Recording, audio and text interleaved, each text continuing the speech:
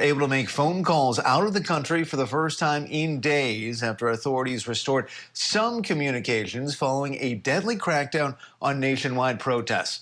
Activists say at least 646 people have been killed and nearly 11,000 detained during 2 weeks of unrest. Witnesses describe a heavy security presence in Tehran with burned government buildings and smashed ATMs. Top Iranian officials, including the president and foreign minister, joined pro-government rallies in Tehran on Monday, seen here, one of several pro-regime rallies that were also held in Iran yesterday.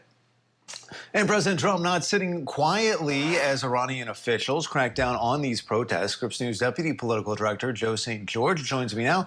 He is live at the Capitol. Joe, good morning. The president, we heard, threatening to slap heavy penalties on countries doing business with Iran during this period. What more can you tell us?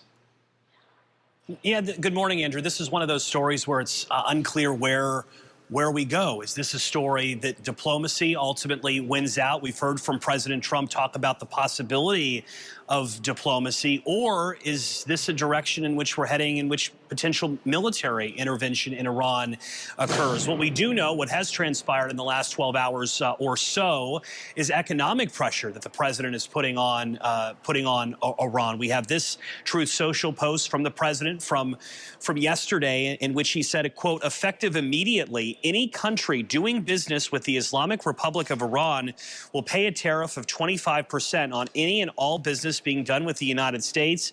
This order is final and it is conclusive." It's important, as we've said at the top, this is a story about human life. I mean, north of 600 people have died, according to the Associated Press, citing activists in the region as a direct result of the recent uprising, the protests in Iran in recent days. President Trump himself has said that Iranians are seeking freedom to the degree in which we haven't seen, at least in several years. White House Press Secretary Caroline Leavitt outlined in great detail yesterday where things stand and how all options appear to remain on the table at this point. Take a listen.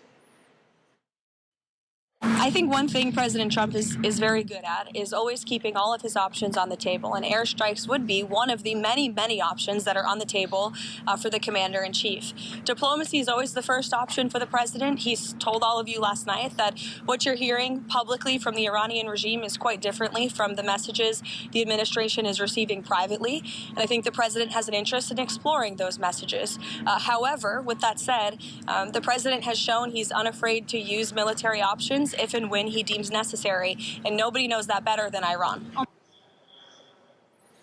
And what the White House press secretary was referring to there is, in the first year of this second term, President Trump struck Iranian targets, Iranian's nuclear program in Iran during his first year. There was an order to take out General Soleimani, who's had longstanding ties to the regime. Of course, when any U.S. president is at least discussing the possibility of military strikes in Iran, it comes with risks. And one of those risks is the potential for retaliation from Iran, especially against U.S. American forces that are based.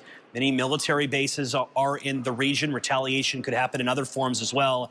As far as the Iranian government goes, Iranian officials, they have once again emphasized their desire for some sort of peace here, but they have also said in recent hours that they are preparing for war as a possibility as well. So we'll be keeping an eye on, obviously, any developments out of the White House on this Tuesday. So a potential civil war in Iran. Let's keep going.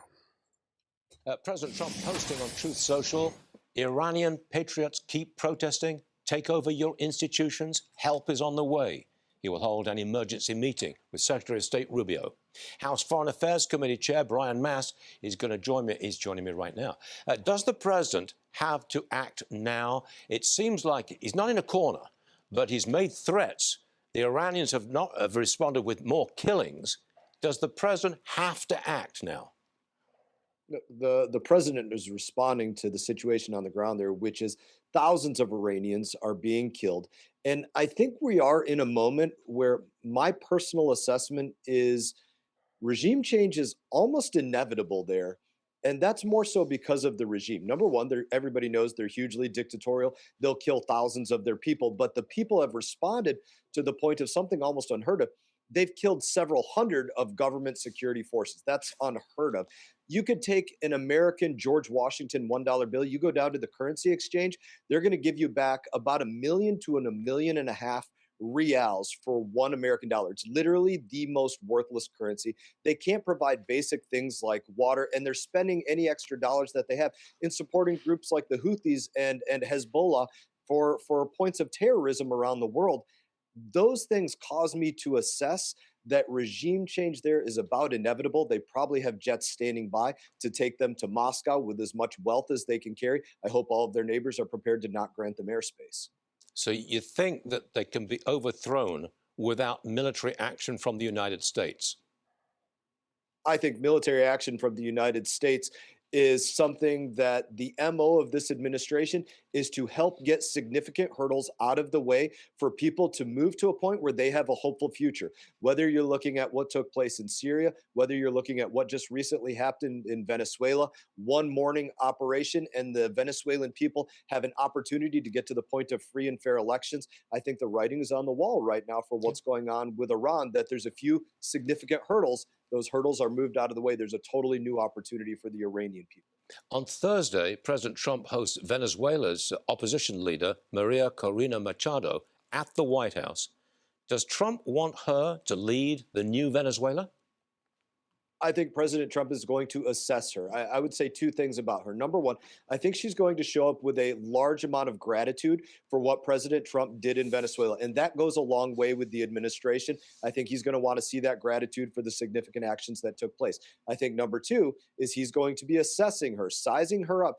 Are you strong enough to deal with those significant forces, China, Russia, Iran, who want to be direct adversaries in the backyard of the United States of America?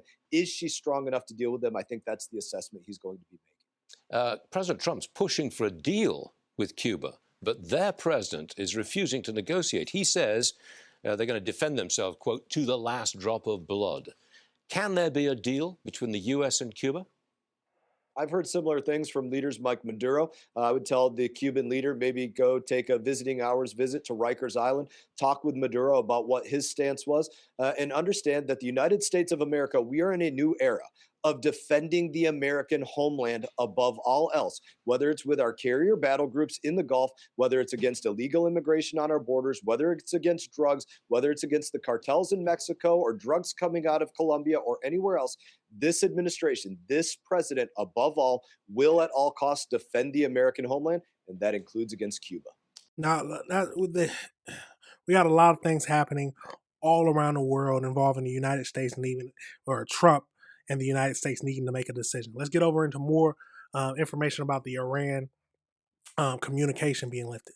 We are starting to get our first look at what's happening inside Iran after 4 days in the dark. The situation there is deteriorating, with more than 600 demonstrators now feared killed in the last week, though opposition leaders say the real number could potentially be in the thousands. Fox News correspondent Rebecca Castor has more from Washington.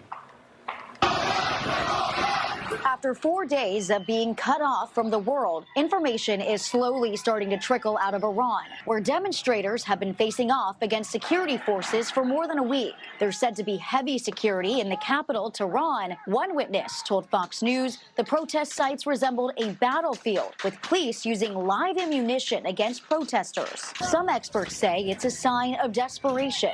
Their economy is in free fall. They're suffering from a shortage of water. All of those things have fueled these protests, and it threatens Iran's regime. But Iran's government is claiming the situation is under control, even as the death toll continues to climb. Our people have shown that they defend Iran with full authority and complete courage. Tehran says communication with the White House remains open, and they're pushing diplomacy as President Trump threatens military action, though some administration officials say a U.S. strike on Iran is not imminent.